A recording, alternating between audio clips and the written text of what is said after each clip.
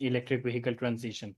My name is Ubaid Rahman, and I'll be moderating the discussion today. But before going to the official opening, let me set some of the housekeeping rules. This roundtable is being conducted in a hybrid manner. We have individuals and experts joining us both in person as well as online. And as for the online speakers, we request you to kindly switch on your cameras while you're speaking, as long as your network allows you to do so without any disruptions. And the session is being recorded and will be sharing the link with you. So if you're always feel free to revisit the discussion later, and feel free to share it within your networks as well.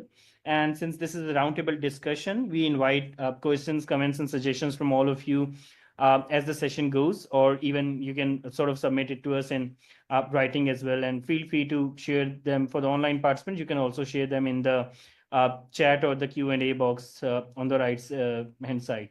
So with this, let's move towards our official opening remarks. And again, before going that, let me also sort of mention that we're very pleased to have been joined by Umar Khan Saab from the Remit. I'll be introducing him later, but firstly, let me invite Ahad Nazir Saab for his official opening. Thank you all for joining us today, both in person as well as online. The topic for today, which is driving economic transformation, industry-led pathways for electric vehicle growth in Pakistan, is something very important, and has a direct link with the overall sustainable development agenda. But again, what I will like to start this discussion off with is that we as researchers, as academics, and as part of the intelligentsia, I think we have a role to play with regards to all these sustainable development efforts that are being put forward. One of the role is to create economic cases that can help create a whole value chain linkage of these sectors. Of course, the EV industry in itself needs to develop, but then the ancillary infrastructure requirements also have a role to play. Pakistan, being an energy import dependent country, heavily relies on imported fuel for especially for the automotive sector. So automatically we will benefit a lot from EV uptake. But of course, if that electric power that is powering up the EVs is coming from fossil fuels, then the whole effort will be futile. So we need to sort of create hypotheses around how can EV growth directly link with exports, investment, job creation. And based on that, I think we make a case for both the government to work in the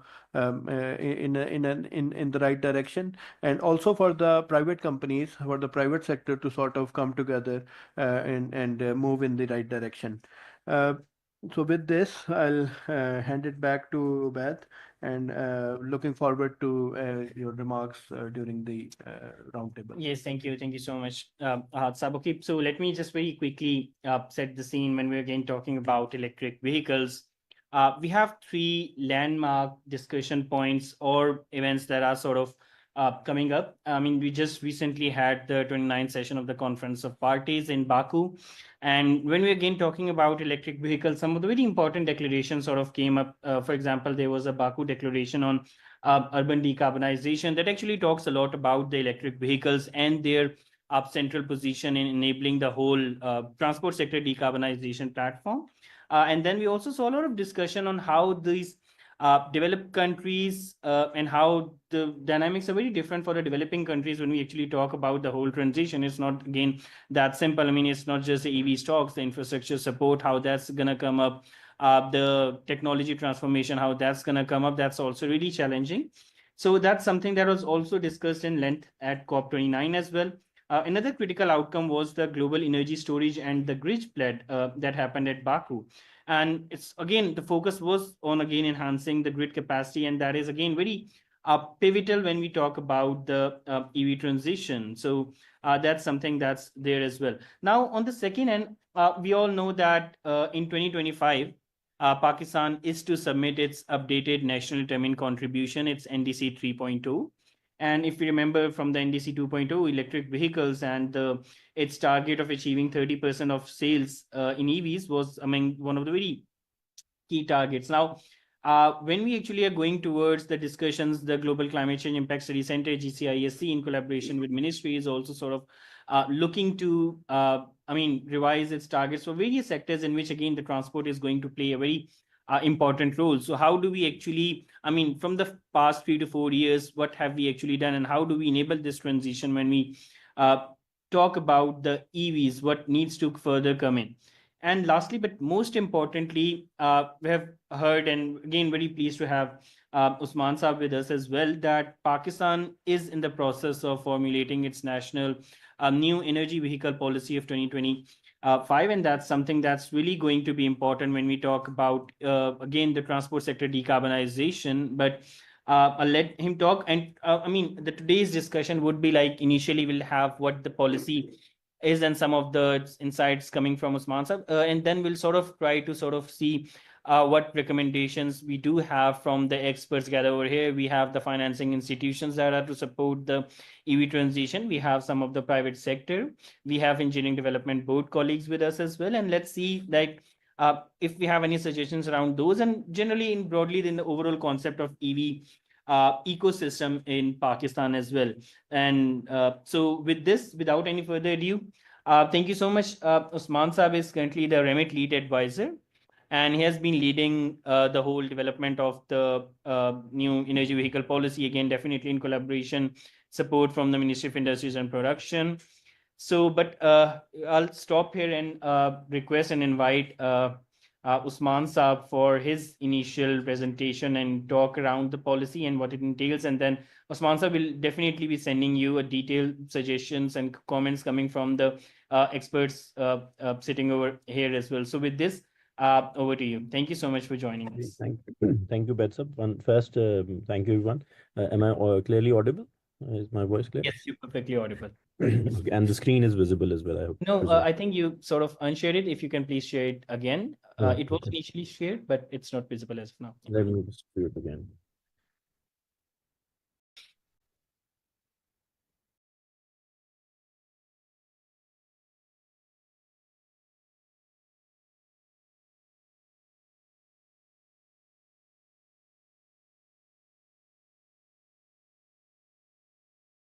Is it shared now? Yes, it's visible. Okay. Yeah. So very quickly, I'll give you a quick background and then run through the basic structure. This is still in draft stage, so I think this panel by an event by SDPI is very timely, and we look forward to receiving feedback, Ubaid. So as you've kindly agreed to collate all of that and send it back to me and obviously ministry, and good to see EDB is there as well. So it's a joint effort where EDB is hand in hand in this policy, and we are trying to sort of, take a deeper look in terms of how to take a more slightly medium to longer term approach of finding possible ways of Pakistan, both economic growth and output perspective, but also sort of in terms of our climate aspects. So very quickly, if we talk about the need to switch to new energy vehicles, so these are some of the numbers that we have, and these are in thousands. So if you see, predominantly the 2-3-wheelers are the main burden on the current existing transport system. Then we have 4-wheelers, buses, and then in trucks the numbers go down substantially in buses and trucks. Our current fuel import bill is around $17 billion, roughly, for the last 2 years. We also have excess electricity available. So we have 253 terawatt hours available in the grid. Capacity utilized is only 127 terawatt. And as our contracts are on capacity payments, these incur extra costs to the economy, and then most of us are aware about the circular debt. And then 30 terawatt hour is a new capacity that is to be added between 24-27. Again, if you look at our NDC target, so 50% reduction of Pakistan's projected GHG emissions by 2030, 15% unconditional and 35% are conditional. So under Paris Agreement, Pakistan is committed to increase the number of EVs or new energy vehicles to 30% of total vehicles. So a lot of work needs to be done there. And then obviously, if you look at in some cities like Lahore, for example, recent estimates show 80% of the contribution came from the transport segment to smog and poor air quality. And World Bank has recently done some estimates which amount to about $22 billion or 6% of GDP due to poor air quality. This includes obviously stoppages, school closures, etc., and also the health effects. So overall, nationally, FAO has estimated about 43% contribution, but as I said that for Lahore and other cities, the numbers are much larger. And again, in terms of our sort of motivation for the policy, it comes from three major outcomes that we're looking at. One, 65 billion reduction in oil import. It should not be 2024, it should be 2040. I think there's a typo there. But over the next 15 years, one can look at reducing the oil import by $65 billion. Similarly, by shifting to new energy vehicles, 33 terawatt hours excess energy consumption, which is already in the grid, but is not being consumed. And then about 70 million tons of CO2 emission reduction by 2040. So we've done some modeling work based on standard emission rates to develop some of these options for the policy targets, which again, as I said, that this policy is still under formulation. So these are not agreed and final, but these are some of the projections that we are considering. Next, in terms of our the need, I think is pretty much clear, but obviously the cost of acquisition of an electric vehicle or new energy vehicle is significantly higher than fuel-based vehicle at the moment. So that means there's still a demand issue. Then the incentive structures proposed in the 2019 policy were insufficient to attract demand for EVs, leading to low adoption. And I think one of the reasons was also linked to the charging infrastructure for EVs, because until unless you have fuel security, the transition is not going to happen. Then the previous policy could not help develop an EV ecosystem by removing the disconnects and promoting synergies between the federal and provincial level entities. So a lot of transport standards and transport elements that need to be implemented lies with the provinces, and that needs to be addressed. And ownership of previous electric vehicle policy was not determined. So Ministry of Climate Change, Ministry of Industry, so it was somewhere in between. So these are some of the gaps that we're trying to address. So we've also done an assessment of what we've achieved in terms of targets of the previous policy. So, in 2 to 3 wheelers, the target was 500,000, achieved was only 40,000. In 4 wheelers, it was 100,000, achieved was only 3,000. Similarly, buses and trucks, the targets were missed out greatly. So we followed quite a comprehensive process. So we've done a detailed review and gap analysis of the EV policy. I showed you a glimpse of that. We have looked at comparative international policies, India, China, Thailand, some of the European countries, and also Turkey, to see what we can draw upon and how adoption has taken place. We also have a technical team. We also have a leading international expert on EV standards, who's working with us on this. We've held at least 10 policy sessions chaired by the secretary and over 100 plus industry stakeholders. Or from all the 4 or 5 segments of the vehicles. And then we've also been in consultation with World Bank, IMF, obviously, because there are certain incentives that are being proposed, which has to be in line with the fund operation. So we've been discussing with them as well as what is possible and how we can actually incentivize the sector. And then also with the provincial departments and other ministries. And as you've recently seen, because the government is working on it, so there is high media presence on the policy topic in media as well. Now, in terms of structure, there are 5 or 6 main pillars of policy interventions. Obviously, the first is improving time-bound incentive structures, and there are also penal clauses that we're trying to put on. But obviously, there is some ambitious localization plans, especially on the 2-3 wheelers. There's more incentives for importing EV parts at lower custom duty and GST, and also tax-free duty, tax and duty-free import of other parts and machinery required for new energy vehicles.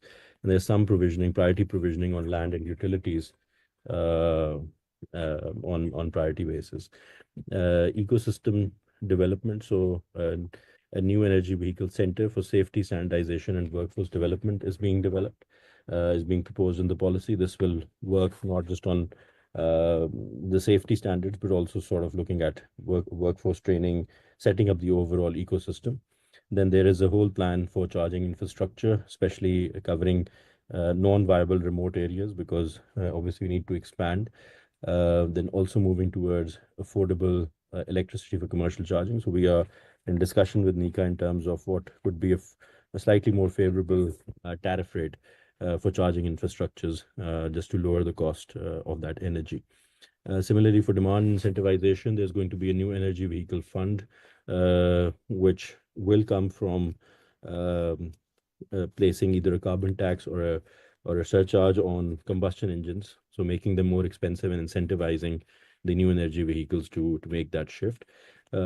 Similarly, on provincial harmonization, the policy is going quite deeper in guiding plans for policy actualization in province and harmonization of registration process, common facility charging, and etc. Similarly, there has to be a rich public awareness and education part of the policy, where people need to be aware of why they should make this shift, and how to sort of work on the adaptation. And then we are working on a couple of new regulations on regulatory and safety standards, with the mind that it should be easy to comply, but there should be maximum safety. And this also covers the battery disposal and recycling, because that's one of the externalities that is created through such an industry we've seen in other countries. So that's the structure of the policy. As I said, that this is still works in the progress. So we've had a lot of consultations, but we're still receiving feedback from different players. So any discussion that happens later on on this platform, where we'll be happy to take that on board. And I know that EDB is talking next, and we are in partner with EDB and MOIP on this. So effectively, it should be a continuation of my talk with EDB as well. So thank you. I'll stop. Yes, there. thank you so much, Usman Saab, for highlighting the giving the key highlights of the new policy. And really, it's really good to hear that it is inclusive and has been developed in very close consultation with the private sector colleagues, and also with the, I hope a lot of the financing institutions, they had their inputs as well. Just to highlight that, along with many of these financing institutions, with the relevant EV players, we actually had this climate finance forum a month back, where some very strong suggestions around how to uptake that EV market in Pakistan, that was actually discussed as well. So once again, thank you so much, Usman Saab. And yes, we'll definitely get back to you with the sort of the suggestions coming out, some of the targets that you have sort of briefly highlighted. With the Asim Saab from EDB, we'll definitely come back a bit later, but perhaps I think the initial idea is to sort of initially hear from you and let some of the stakeholders, especially the civil society colleagues and some of the new startups experts joining, giving their interventions around what you have initially presented, and then we'll also go deep down into different angles. For instance, just like you sort of highlighted the innovative financing mechanisms, how to finance that transition is going to be really important, and what potential instruments and tools can actually be used to, again, expedite that. So we also have Rimsha, we'll also hear from her as well. But firstly, let me go to the experts. Some of us already sort of showed the interest to sort of respond to your presentation. So firstly, yes, Dr. Visharat, I'll just be coming to you very shortly, but first let me, since Asad Saab raised his hand beforehand, Sir Mahmood Saab, firstly, again, then coming to you for your interventions, and do also sort of along with what Usman Saab has presented, also perhaps having a broader look at the EV ecosystem and how do we need to expedite this transition, particularly for the two-wheelers and the three-wheeler market. So Asad Saab, if you're with us, please, over to you. Thank you. Am I audible? You're audible, yes. Okay, so yeah, thank you very much for inviting me in this like important session. And definitely, transportation and electric mobility is something which is going to be like having a great impact on the NDC's obligations, and in terms of also GHG mitigation aspects. So once like we look into the value chain in Pakistan, and then we also have to analyze the consumer perspective apart from the technical thing. Just like last week, like I was like in one bank, where commercial bank, where the customers came and they were asking for like electric bikes to be bought on sort of installments. So there was like sort of the confusion among that customer as well, that which electric bike to go for with. Or then I interacted with the bankers as well, that have they been given any training on like guiding the customers on like to go for which two-wheelers option and things like that. But that there the gap came up, that whether it's the financial institutions or be the customers, the awareness, consumer awareness is definitely something which triggers the market. And then like definitely there is a great appetite coming up, just like we saw like the solar PV penetration coming up very abruptly.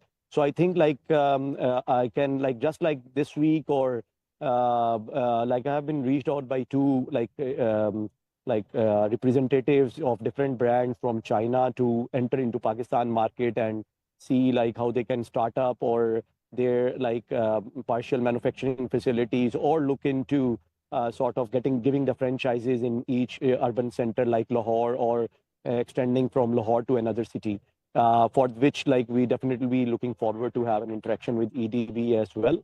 But the point is like the appetite is there, but we also need to look into like how the registration of two-wheeler, three-wheeler, and four-wheeler. Four-wheeler is something a norm now, but there are so many FAQs which have to yet to be like deliberated upon, and इस पे जो है हमें जो है अभी भी हमारी आवाम जो है उसकी आगाही मुहिम जो आसान अल्फाजों में लोकल ज़बानों में जिनको जिक्र करने की ज़रूरत है, वो that is something like in Sindh, normal perception is that only the EV penetration could be seen in Punjab, not in Sindh at the rate like the Punjab is looking into these things or going for school programs. But when you look into the commercial banks, they have that option in all the cities. But that is something like the customer is not aware of getting the incentives and facilitation at the end of that. So I think like EDB policy is also going to look into those things as well, apart from B2B ventures, which have been proven successful under this sort of EV manufacturing and retail business.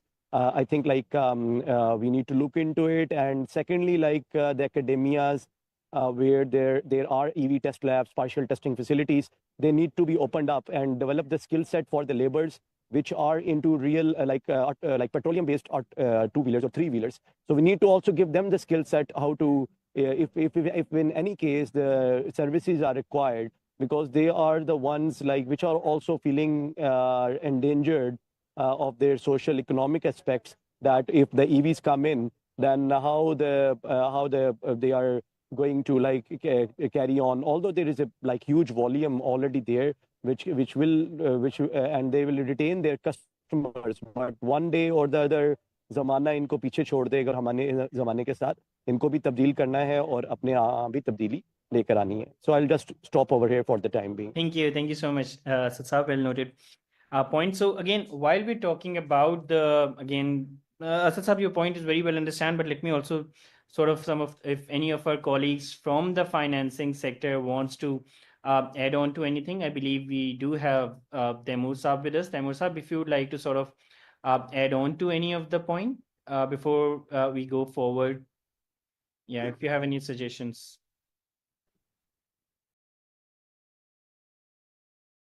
You're mute. Yes, please.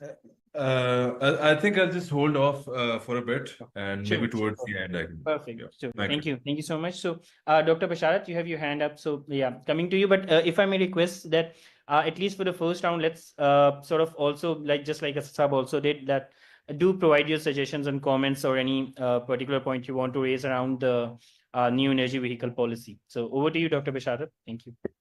Yeah, I'll just make a few comments on the last presentation by Osman sir. It was an excellent presentation, but there were some points like he said that four-wheelers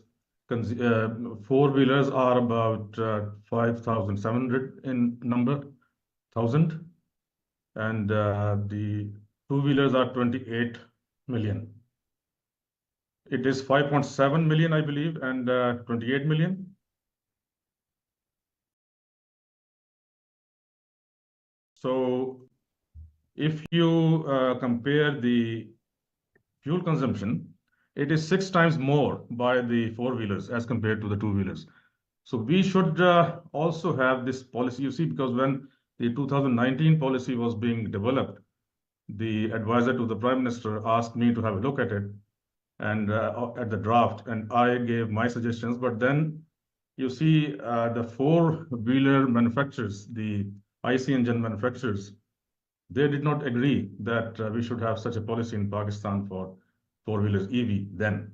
So now I believe this could be passed, and we could have an EV policy, or what they're calling it now, the NEV something, which covers hydrogen and other fuels as well.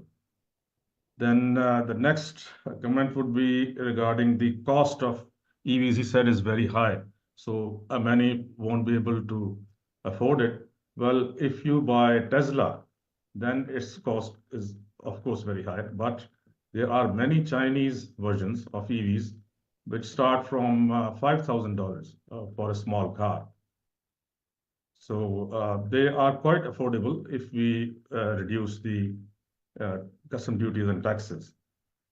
Then there was another comment regarding the that 70% of the smog in Lahore and Punjab is due to vehicles. I believe this figure is also not correct, although I believe World Bank has given this figure, because most of the smog or the smoke is coming from the crop waste, which is burnt, as well as the industrial, gaseous emissions.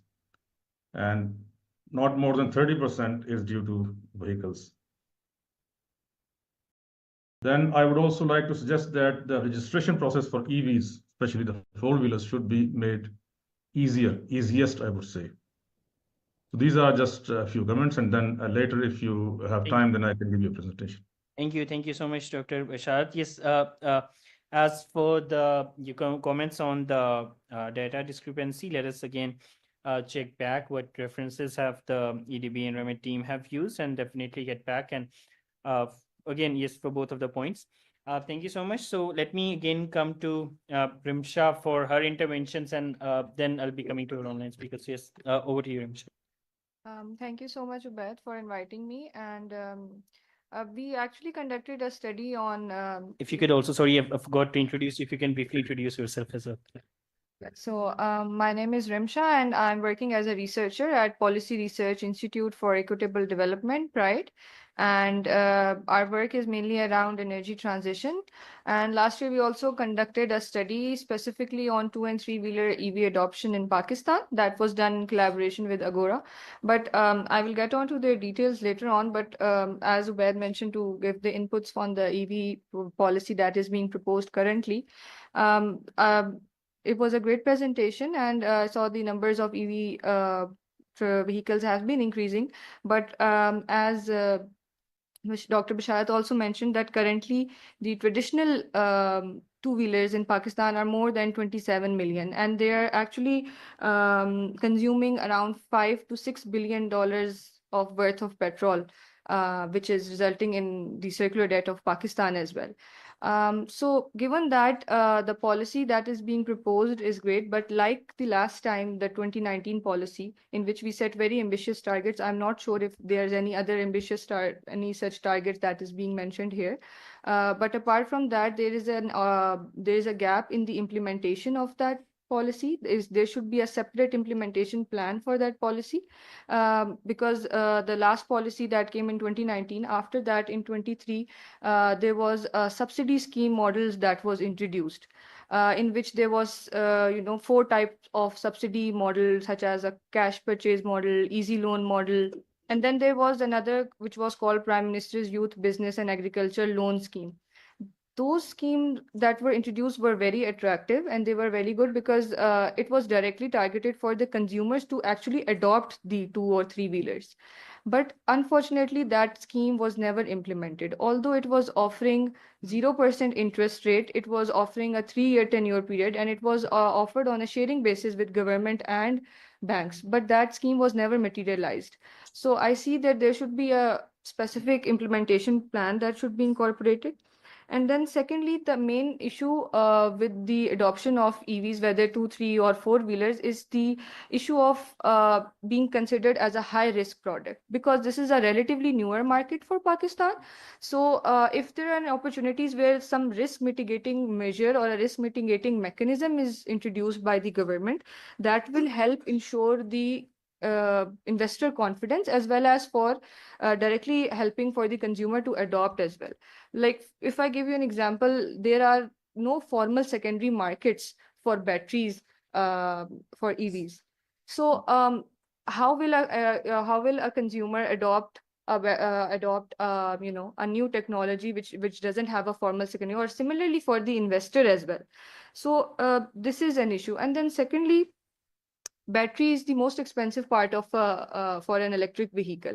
So yes, there have been mention of I think replacing and disposal of batteries, but then as in the last EV policy, in which we also consulted EDB for our own study, and also conducted interviews with Vlectra as well as Easy Bike. They also mentioned that the lithium-ion battery is the most expensive part, but it is being considered as a luxury product. So when we are importing a battery which is being considered a luxury product, essentially its price will be really high. So instead of putting the lithium-ion batteries in the luxury product, we should consider it in the essential product if we are looking to scale up the adoption of EV. And lastly, there should be a separate monitoring and evaluation plan that should be incorporated in the upcoming EV policy, so that whatever targets that the government is setting, or whatever policies that the government is recommending, they should have a proper evaluation and monitoring system in which all the stakeholders are involved, financial institutions as well as the industries, and then as well as the research aspect. So there should be separate monitoring and evaluation mechanisms for all the stakeholders that are being involved. I'll continue on the next. Thank you so much. Extremely useful inputs coming in. I believe as for the targets, one of the target is again the same that they used in the National Electric Vehicle Policy, that is 30% by 2030 sales. But at the same time, they're also sort of proposing it to be ICs to be entirely phased out starting 2040, and all vehicles on the road to be EV by 2060.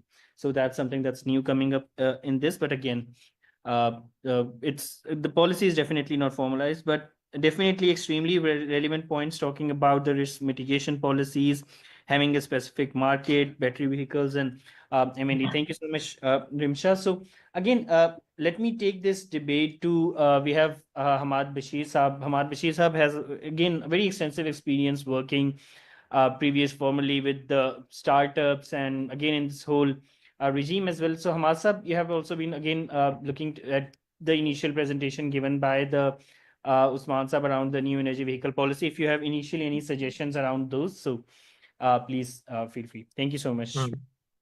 Thank you very much, Mr. Vaid and the STPI for inviting me to this important webinar. I've been working in the support of the EV sector since last many years under the auspices of the PFAN, Private Financing Advisory Network, which is a Vienna-based network working throughout the world for the promotion of environment-friendly technologies. And what we did in our project, what we are doing in globally and what did in Pakistan was we made EV projects bankable, connected them to the financial institution, and raised financing for them. So we raised, if we talk specifically for EV, we raised something like 20 to 30 million US dollar for the EV sector projects in Pakistan. The EV policy and regarding the EV transition to EV, another very important role could be of the startups in this area. because EV is upcoming technology, it's upcoming trend. So for that, we need innovative ideas. So we, under the PFAN project, for the first time in the PFAN's history, we started an SME accelerator focusing on EVs in the domain of startups in the domain of EV. And when we say EV, we are not just talking about EV two-wheeler or three-wheeler or four-wheeler for that matter. Our subject was the EV whole value chain. That value chain includes EV charging station, EV batteries, EV, any aspect of EV, any fintech app for EV, or maybe or any app or any software that is related to EV, or it could be the battery manufacturing or battery swapping or anything. We started supporting them, and we found lots of startups working in this area. So what needs to be done is that supporting the EV value chain. I think this is what we found out, that support to the EV value chain as a whole or any particular component, that is something that is lacking in Pakistan. And that is also something that should be part of this EV policy. So what we were doing is that, as I told you, that the EV projects, they apply to us, we work with them, we do all the transaction advisories, we sponsor the cost of transaction advisory. And once their transaction advisory is complete, they have all the bankable documents. We'll connect them with financial institution, with DFIs, with VC funds, with individual investors, with international investors, and we do handholding up till the financial close. And this resulted in very good results in terms of the, like I'll give you an example of one EV two-wheeler that when we applied to our cohort, they were into and basically in idea stage, and we did handholding, we supported them, and it's called Mode Mobility. Mode Mobility is a two-wheeler based in Karachi, and now in just a matter of 1.5 years, when we went to the Karachi, we visited their plant in Korangi, and it was wonderful. They have got their capacity is I think 300 e-bikes per month, and they are growing. So why I would like to say is that it's not just two-wheeler, three-wheeler. We have to keep in account the whole value chain of the EV. This is something of prime importance. Yes, definitely. Thank you so much. I completely agree. Having the whole of ecosystem approach, that's extremely important. And think again, let me just sort of highlight a few points before coming to Shakib Saab, if you want to add something. Yeah, that again, some of the, again, from a previous climate summits and EV policy discussion, some of the things we feel extremely, or something that's again coming out common here today as well, that again, one of the whole of ecosystem approach that Hamad Bashir Saab talked about. But at the same time, I think Asad Saab also sort of stressed to this point, but addressing some of the charging anxiety that exists between the consumers, and how, I mean, having that critical mass number, or having how, I mean, perhaps going towards the public transportation, we have been talking about it, the conversion of public transport fleet to electric, that's something that's really important. Financing standardization, definitely, I think one of the very, I mean, we had two different policies from the last time. And one of the major challenges which Pakistan has actually faced when it's actually talking about transition to EVs, and why it haven't actually gained that market trust or that investor confidence, is that there has been so many different standards that existed at the same time as well. I mean, if you talk about, if any of the new EV investors sort of comes into the market, they're roughly, last year there were more than 25 departments he actually had to go to take different approvals, to take approval of how the battery would go, what rules are there for the batteries. And at the same time, these things sort of, I mean, the way the policy should act is to sort of remove these hurdles, because again, having so many regulations at the same time also sort of kills the innovative approach one is actually trying to bring in. So perhaps reducing that, a lot of work for the investors or the new companies to come up, that's going to be very important, especially if this policy can sort of bring this consistency, that's actually going to be very important. So again, Shakib Saab, if you want to add something, and I believe many of our colleagues here want to add on, will quickly be sort of perhaps some last pointers around the policy that has been discussed. So if anyone would like to sort of add on to any point. Omar, please. Thank you, Ben. First of all, thank you for inviting me. I would like to add some additional points which need to be discussed regarding the new energy vehicle policy. So I come up with 3 major points, content points. So as per the content 7.7, which is about the custom duties for the input materials for NEV chargers, so that are the input materials for manufacturing of NEV chargers will be allowed at 0%. So I think it should be carefully need to be consulted with ADB, and all other materials, and not only for the EV chargers, should be exempted, but only for those which are locally manufactured. Those who are not local manufacturers must be injected in 0%. The second content 8.3, which is regarding the electricity rates for NEV infrastructure. It is proposed that the rate of 39.4 kilowatt hours for NEV charging and battery swapping stations is a good choice, but I consider it may not encourage the off-peak usage, as it's stress the grid during peak hours. And I suppose that hybrid tariff model should be recommended, which includes the base flat tariff and the time of use labs for the consumption patterns. And the final I will suggest, and which is the optimal location for charging stations and BESS, which is in the content number 9.3. For identify the optimal placement of the EV charging stations, I will recommend that the best data-driven technology, which is currently used in optimum battery investment planning, which is the locational margin pricing. Because as the locational margin pricing consists of the consumption price, electricity energy price, and losses prices. So these are the concluded make a good data-driven recommendation for the policymakers. Thank you. Thank you so much, Omar. So well noted points. If anyone else also wants to sort of add on or have any questions, suggestions, comments on the document or anything, perhaps regarding the discussion they would like to sort of respond to. Even if any of our online participant wants to sort of add on to anything, please go ahead. Yeah, just a little comment. We should, invite and put it in the policy. We should invite large manufacturers of Chinese EVs to set up, sales and maintenance centers along with the spare parts, facilities in Pakistan.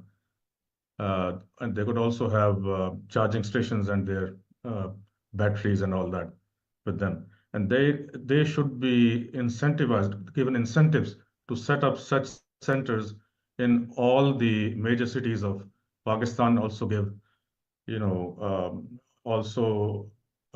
should have their subsidiaries working in small cities and small towns. So that would, I believe, be a good incentive for the public to buy vehicles for which batteries and other spare parts would be readily available.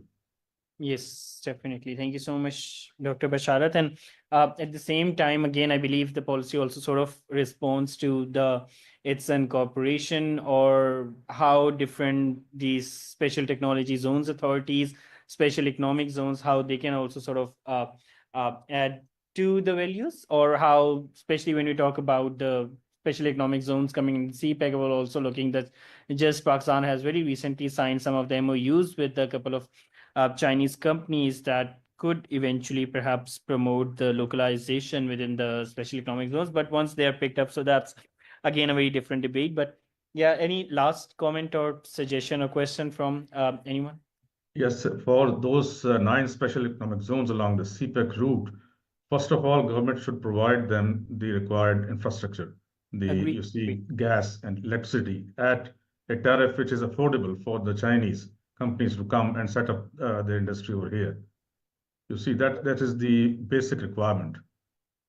Yes, definitely. Thank you. Thank you so much, Dr. Basharat. So again, I believe if anyone has any comments, they can make perhaps at a later stage. Let us come back to the panel at hand. So now again, moving more towards the discussion, that is how to sort of create that enabling environment, how to sort of finance this transition. We're again very pleased to have Rimsha with us. And I believe Rimsha, Pride has done a very extensive study on how sort of different financing instruments, perhaps green loans, can actually contribute to this. So if you can sort of talk a bit about that, I mean, how as a financing instrument that can actually help expedite the transition towards electric vehicles, and what were some of the key findings from your study that you can sort of also highlight, or something that can actually go as a recommendation within this policy, because we'll sort of actually try to sort of send these suggestions to the EDB and the REMIT team. So yeah, over to you. Thank you. Thank you so much, Ubed. So mainly the study that we conducted was around the green lending mechanisms for Pakistan, and that was for solar, distributed solar as well as EVs. So what we observed that the main barriers or the main hindrance that was restricting the adoption of green products generally in Pakistan was the lack of financial institutes' engagement in it. Because whenever a new technology comes in, finance plays a huge role in it. So if we want to encourage the end users to adopt a new technology, then banking institutes play an integral role. For that, we conducted interviews with majority of the commercial banks that are in Pakistan. And as per our analysis at that time in last year, only amongst our sample, only 4% of the banks were providing financing. That was mainly Mizan Bank and Bank Al-Falah. Now the number has been increased, and now ABL and UBL, they are also, JS Bank as well, are providing financing. But even at that time, the financing that they were providing was based on the market interest rates, the KIBOR plus 2%, and that is a very high interest figure for an end consumer. And if we talk about specifically for 2 and 3 wheelers, then these consumers are those who belong to the lower or middle income category. So these consumers cannot actually afford to adopt such a technology when their initial cost is very high. So the 3 factors that we identified that was actually, hindering the financial institutions or investors to provide financing for EVs was basically they were providing they wanted a very high collateral requirement as well. 46% of the banks, they wanted real estate as a collateral, because EV itself is a very high risk product for them. Then secondly, the tenure periods, that how much years or months you can pay back your installments, was also very less. So instead of 5 years, it was like 1 year or 2 year or maximum 3 years. Then also there was the issue of with the high down payment requirements. So imagine if a consumer is trying to finance a bike, how can that person provide real estate as a collateral, or how can that person provide down payment of 1 lakh or 2 lakh as a down payment when that person itself belongs to a middle income or low income category? So these were some challenges with the green lending, system, and banks were doing that to increase the securitization of these products, because as I mentioned that these are very high risk products, they wanted to have more secured lending. And what we see is that it was resulting from a high default risk. Like I mentioned, that we do not have formal secondary markets or a proper mechanism for how to incorporate in case a consumer defaults on its lending, then where will that product actually be financed from? So for that, coming back to the financing instruments or the innovative financing ways through which we also explored some international case studies and best case scenarios in which the India's FAME model is very successful. That is the specifically for EV adoption in India. And then what we see is that the need for risk mitigating mechanisms is very integral. So innovative financial instruments also comes in place, such as the green bond, such as in Thailand, they have a energy efficiency revolving fund that helps to provide funding for these green products directly. And then there is also guarantor models that is being employed by India specifically. So if I talk about one example, they have a guarantor model in India in which 3 parties are involved basically. So one is Pressed Loans, which basically provides financing. Another is Equator Guarantees, which is basically a third party guarantee model. And the third one is Japanese EV manufacturers. So what they do is, this is an innovative sort of model to mitigate the risk is that the pressed loans basically provide 70 to 80% of the initial cost of the EV, and then the Equator guarantees takes partial guarantee credit for it, and both of these are directly being manufactured through the Japanese EV manufacturer. So what that entails is that the Japanese manufacturer ensures product assurance and quality, whereas the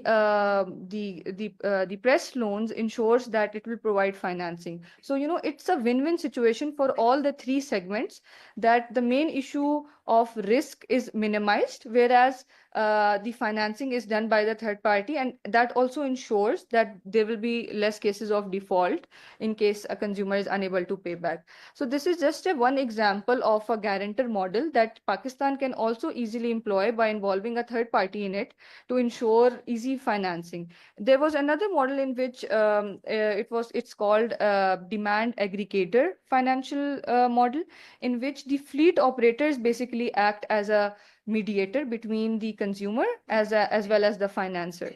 So what happens is that in this they have third party logistics providers such as Shadowfix and Zingo. It's operational in India, and they act as a partial guarantor. So basically the drivers who are two-wheelers or three-wheelers or four-wheelers are basically given these EVs on a monthly salary basis. So instead of drivers acting given their monetary portfolio, which is not that attractive, because you see two three-wheelers or these drivers, they do not have a strong financial portfolio. That's why banks or any investor would be reluctant to provide financing to them. So instead of those directly providing, applying for these financing, the third party actually applies for it, and it gives monthly salaries to these drivers. And eventually the car or the vehicle gets adopted to the driver after that certain period is over. So that's how it can act as a risk mitigation tool, and as well as work for the scale up of these EV technologies. And these are very easily implementable in Pakistan as well, because such organizations already exist here as well, and we can utilize our own financial institutions to work on this as well. And then just coming back to the government aspect, that government should also provide monitoring and evaluation services. Like I mentioned previously, like in Bangladesh, they have a CAMELS rating system. So basically they give ranking or rating systems to the institutes who are providing green loans for green products. So on that basis, these institutes are ranked, and then their processes are basically dependent on that on that score that is being given by the government. So they are more incentivized to provide lending for green products. That can also be helpful for the Chinese investments as well, if they are given a sort of a like a rating system in which they will be prioritized who will finance these, and that will act as a non-monetary way of financing or incentivizing EV products. Not just monetary, but also non-monetary aspects can play a huge role in the scale up of EVs. Thank you. Perfect. Thank you so much, Shamsha. That's again very useful model that can be adopted, and really hope yes, a lot of finance institution individuals are there who sort of let's also sort of try to see what the positives and the negatives of this model could be, and really helpful. So again, if anyone has any questions around this point or any of other financing tools who anyone would like to highlight, yeah. If anyone has any questions, sure, please go ahead, sir. Ramsha just mentioned about EV models and that India is following. So any practical implementable recommendations that you think can, help Pakistan in elevating the number of EVs in Pakistan? Yeah. So I think one, like if I give you an example, like the State Bank's renewable energy scheme was a huge success in Pakistan, in which State Bank was actually, the funds that it was obtaining from World Bank or IMF, it was not directly dispersing it, but it was actually helping the consumers to adopt it in form of concessional financing. And at that time, KIBOR was 23% and State Bank was giving it at 6%. So this was an innovative way in which the government's role as well as the consumer's role and industry's role was working together. But that scheme has been phased out because of IMF conditionalities, because solar is now considered as a business as usual product. But that scheme, similar incentive can be given for EVs as well, in which the government's role, for example, we apply for many international financing, such as from GCF or GEF, and specifically the role of these multilateral development banks can play in this. So instead of directly asking the MDBs for loans for the energy projects, why don't we put up a system in which we say that the consumers will be directly using the funds obtained from these international organizations and apply to the adoption of EVs. That can be aligned with our own EV policy as well. Yes, thank you. Thank you. Yeah, it does answer the question. So again, one point that is again constantly zooming in is, I mean, the business model is there, the financing model is there, but you really, at the end of the day, you really need that demand coming in from the consumer as well. I believe taking lead from what Usman Saab mentioned, Asad Saab initially also sort of touched upon how the consumer perception needs to be there. So Asad Saab, while you were briefly disconnected, a lot of questions were coming around on the consumer perception and how to sort of improve that, even if the financing institutions come up with any kind of a financing mechanisms. Ramsha also sort of highlighted in detail a potential business model that can be introduced. How do we actually, Asad Saab, if you're with us, how do we actually increase the consumer perception, how we can actually make some efforts around that, and how do we actually create that demand that currently is very limited? Because again, if you sort of compare again with the same example, the EVs, if we look at even in other South Asian countries, the market in India has grown, the market in Nepal has extremely grown, and so in other countries as well. So Asad Saab, if you have any points to highlight on this front as well.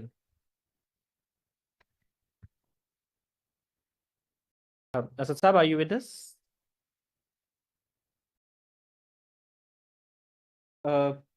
Yes, I believe anyone in our audience would like to sort of, yeah, I believe while we're waiting for Asad Saab, if anyone else wants to sort of add on to it, yes, please.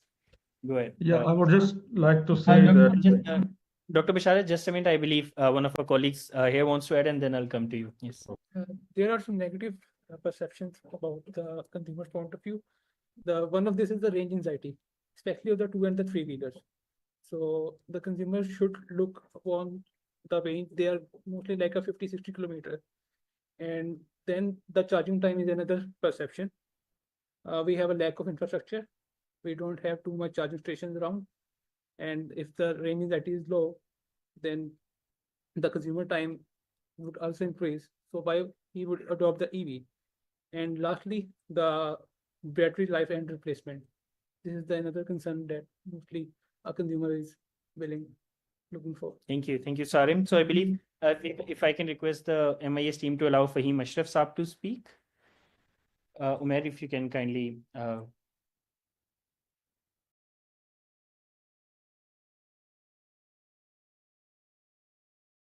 Yes. Fahim Saab, you have the mic. If you can kindly unmute and give your interventions, please. Assalamualaikum. Ji, can you hear me? Yes, you're audible. Okay. I would like to highlight one thing, that how the CNG get promoted in Pakistan. CNG was considered a very safe fuel, and it only become popular in Pakistan when it comes with the economic sense. I remember a time when the CNG was going to be introduced. The first time the minister do not sit in the car because it will explode.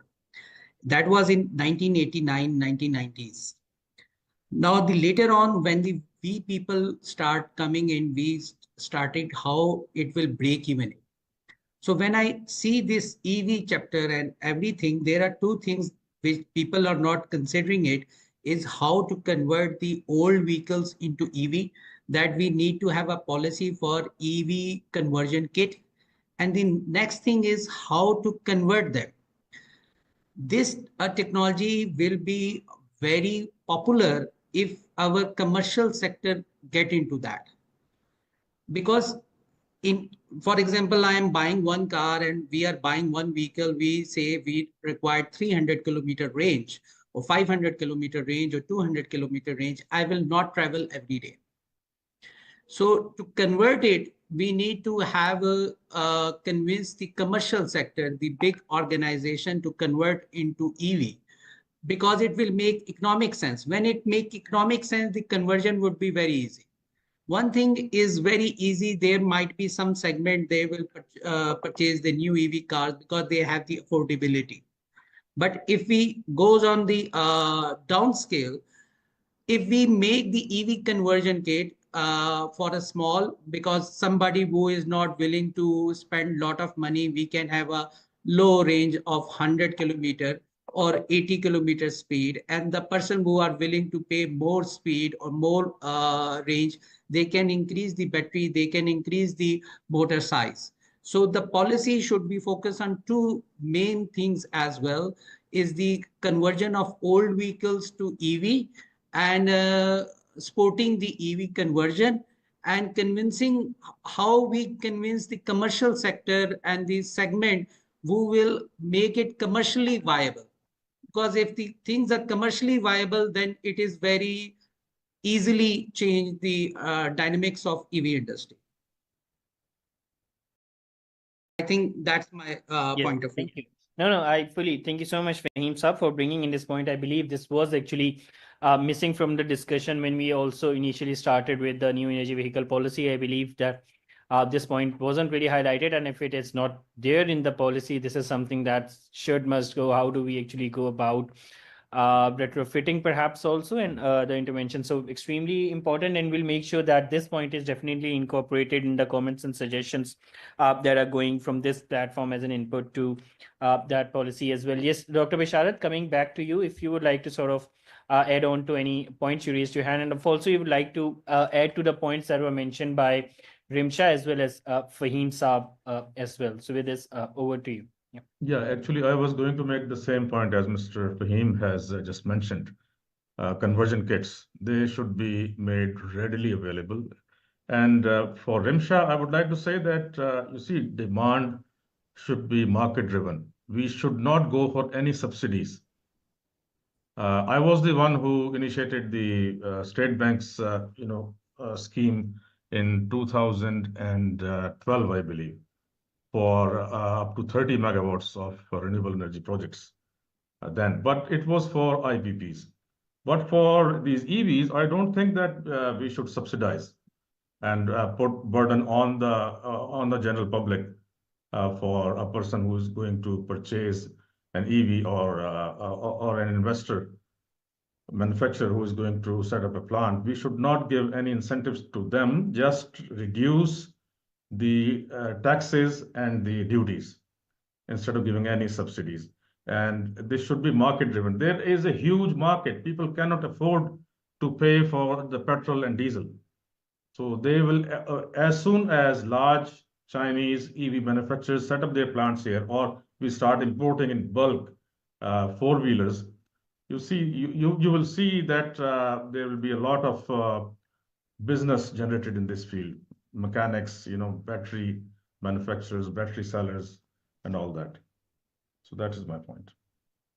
Yes, thank you. Thank you, Dr. Bisharat. Coming back, Asad Saab, are you with us?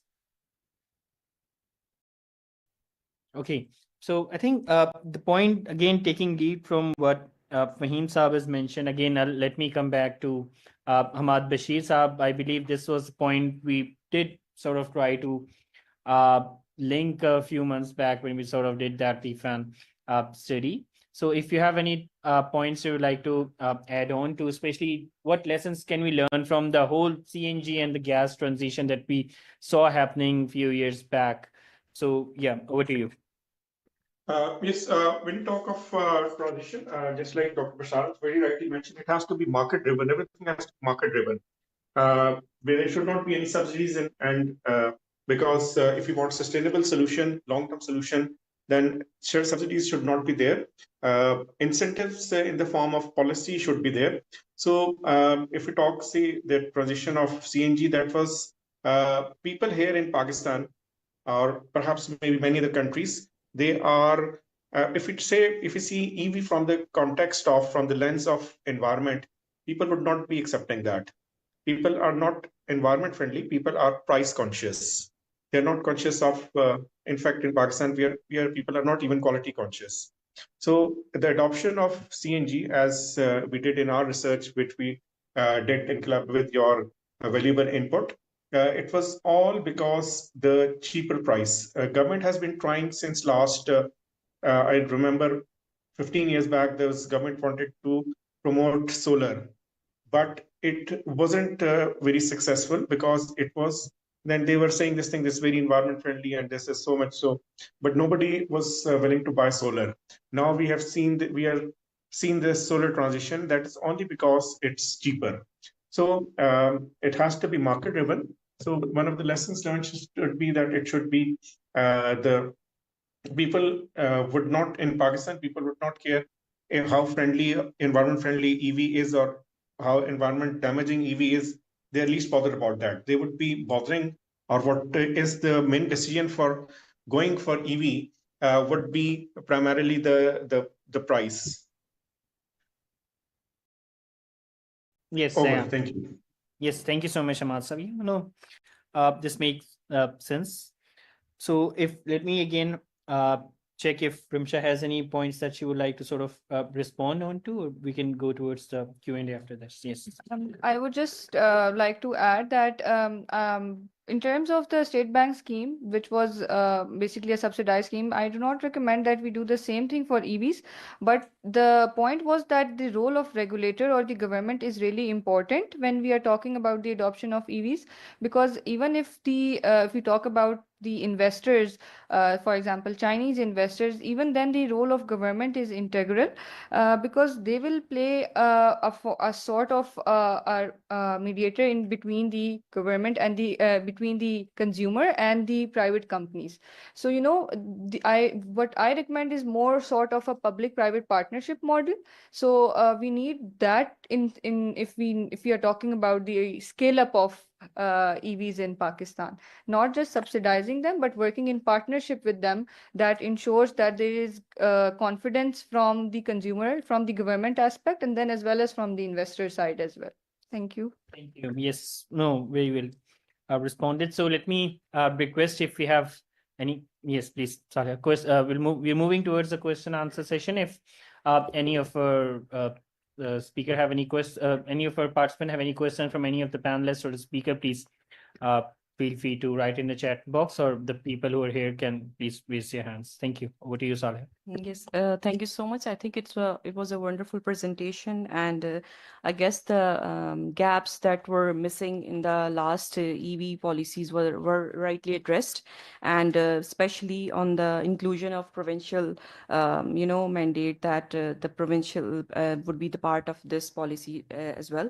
So I would also like to add on that the awareness part that I think one of our speakers has mentioned on that there is a lot of capacity needed for the awareness, especially if I'm talking about the private car owners, like private cars like Yango and Drive, and there's a huge bulk on that. So I think starting from that, these sort of cars, these sort of infrastructure should be prioritized first, because the huge number of people are using that. And also there should be an awareness on the retrofitting of the existing car infrastructure to be on the EV as well. So and unless I guess that if the tariff is not competitive as compared to the fuel, so it won't be a market competitiveness or awareness or progression on that. So these are the few points that I wanted to have. Thank you. Thank you so much, Saleh. If we have any questions from participants over here, if anyone would like to sort of flag any point, raise any point, or any comments or suggestions, please. Yes, Umar, please. I just add one point regarding the public-private partnerships. I saw the SRO 887, which is a greenfield industry status for Pakistan. and it is declared that the industries who undergoes for the joint ventures should be incentivized under the specific regime of EDB. So I think it is a good opportunity for EV manufacturing status, so they can go for the CPEC and the Chinese investments, and along they can easily produce. Yes, thank you, Umar. If anyone has any questions, comments, suggestions, we do have 5 minutes with us. Yes, please go ahead. Assalamualaikum. My name is Mohib. I'm here from Tabad Lab. Since this is a roundtable, I'd love to understand if Asad Saab's still here, or if any of the people, my colleagues who worked on EVs, understand what percentage of parts in an actual EV, 2, 3-wheeler, 4-wheeler is being imported. Does it simply have to do with a battery? For example, maybe that has to be imported in China. So I think that would really dictate what sort of policy that we're making, right? Yes, Asad Saab, I believe the question is for you, if you would like to sort of respond to it. We cannot, Saab, you mute if you're sort of trying to respond to any point, but let me check with if any of our other speakers, Dr. Basharat, Rimsha, of Hamad Saab, if you would like to sort of respond to any of the parts on this, yes, please go ahead.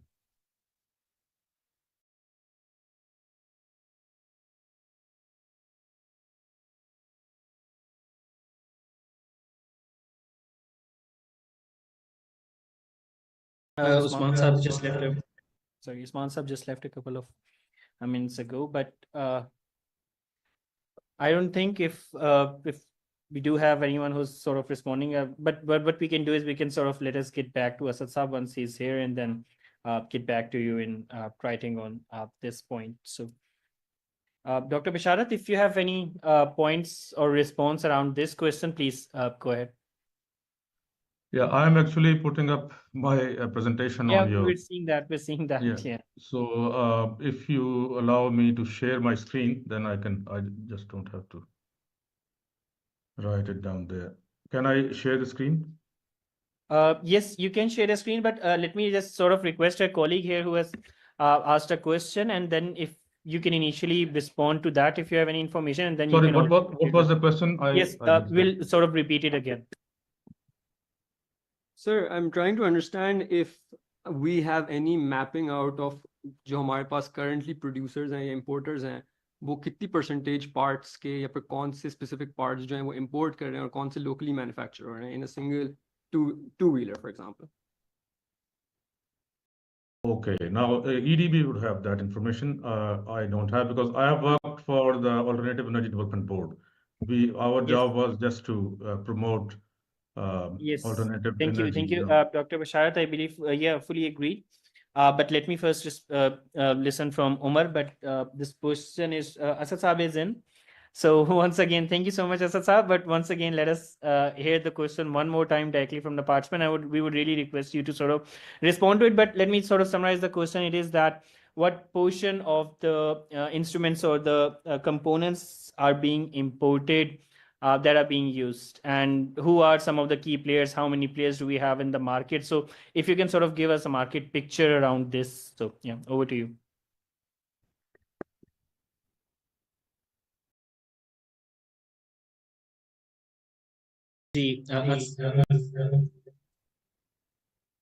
Add one thing, because we interviewed Vlectra, which is a very leading startup in EVs, and they told us that there are total 4 products that are mainly required for a two-wheeler EV, in which 2 products were being imported, that is battery and the motors, and the rest 2 were being locally produced. So this was a very specific information that specific startup provided us, but I think with specific overall numbers for Pakistan, that EDB has that information. Yeah, we'll definitely request the EDB guys to sort of respond to it. But in the meanwhile, if I can request the MIS team to kindly turn on the mic of Asad Mahmood Saab. He's sort of trying, but currently not able to. So if you can kindly unmute him.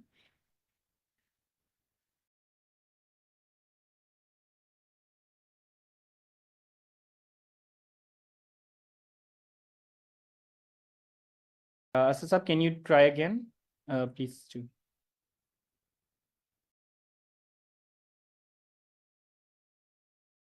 You may try rejoining. Just in a meanwhile, let me request Dr. Basharat, you wanted to raise any other point, please go ahead.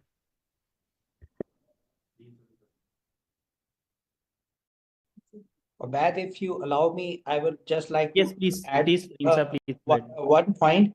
In the EV conversion of the vehicles, two-wheeler is a small scale thing. In the EV conversion, we might require controller also to be imported. It will be not only the battery motor, it will also require the controller. Because when the batteries are more and the conversion ratio is more, the specific standard of the controller must be imported, not the local made. And the second thing, which might, it is not related to that, but if we see there is a lot of taxes in the vehicles and the manufacturing cost. If anyone is producing manufacturing of EV cars, there must be some logic to how much profit they are getting. Why the cars are making in some other country have X amount, and why the cars are making in Pakistan have more profit. Not only the Pakistani taxes, but it is more, generally the cost is more and the quality is low. So if that can also be highlighted in the policy, that there should be some sense to profitability of the new EV manufacturers. Yes, thank you, Fahim Saab. So I believe we do, since owe you the response to the question, I fully understand that. But let us get back to the EDB colleagues, and Asad Saab is trying, but again, unfortunately, there's some connection problem going on. But let me show you that we'll get back to you officially with the response to this question. But since again now we're 1 minute over the official time, if anyone has any last question or comment, please go ahead.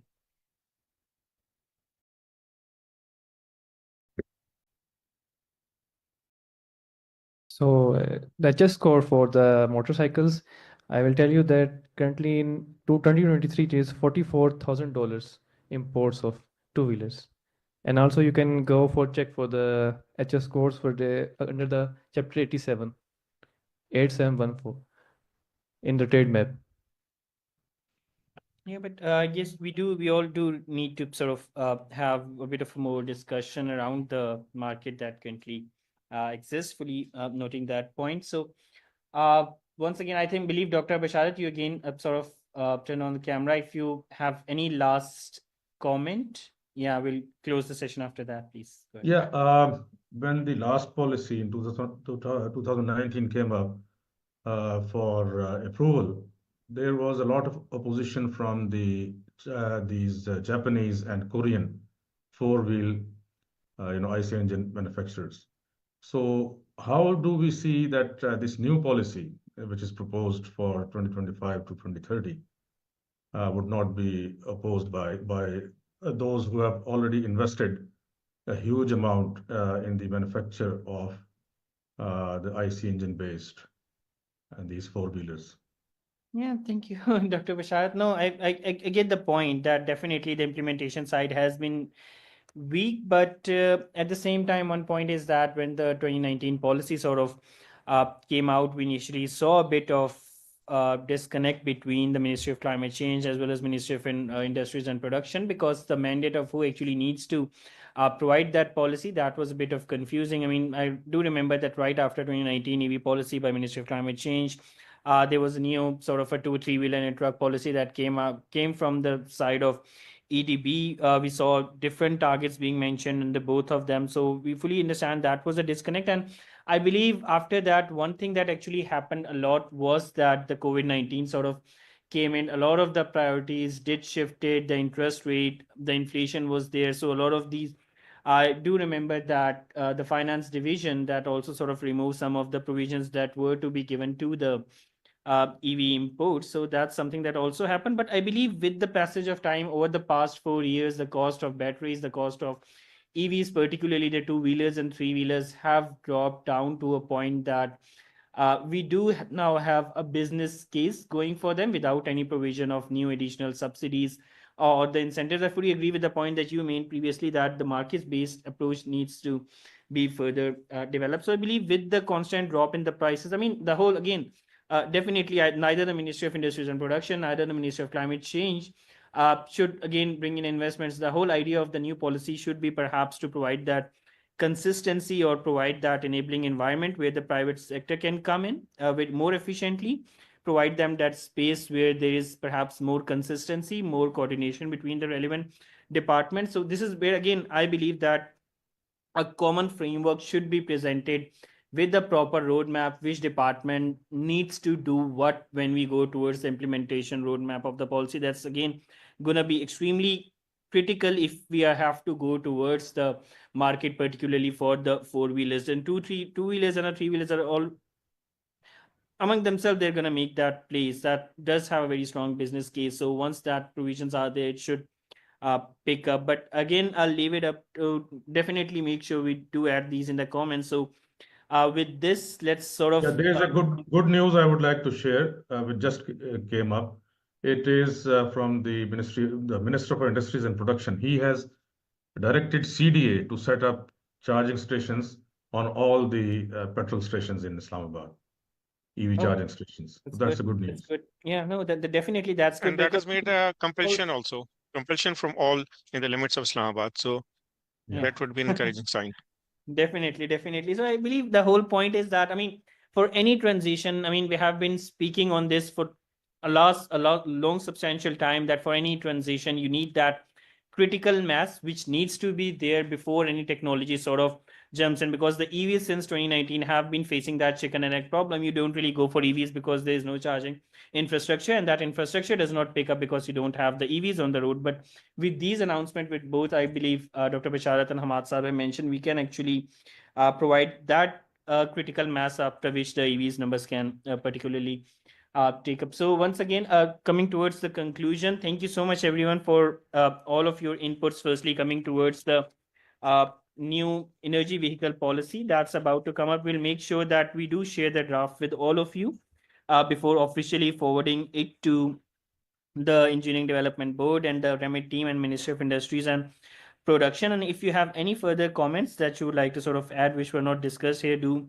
let us know, and we will incorporate those here as well. And thank you so much to the Rimsha, Dr. Basharat, Asad, and Ahmad Bashir Saab for the valuable insights and the recommendations that have been provided. Really look forward to the market-based mechanisms that have been talked about. So with this, let me once again thanks everyone. So for joining us today, we fully understand that this consultation was sort of conducted on a very extremely short notice, because we actually had to provide these inputs on the request of EDB and the MOIP. So once again, thank you so much everyone, and for joining us in a very short time, and we really look forward to engaging with you again. So yeah, thank you so much everyone. Thank you.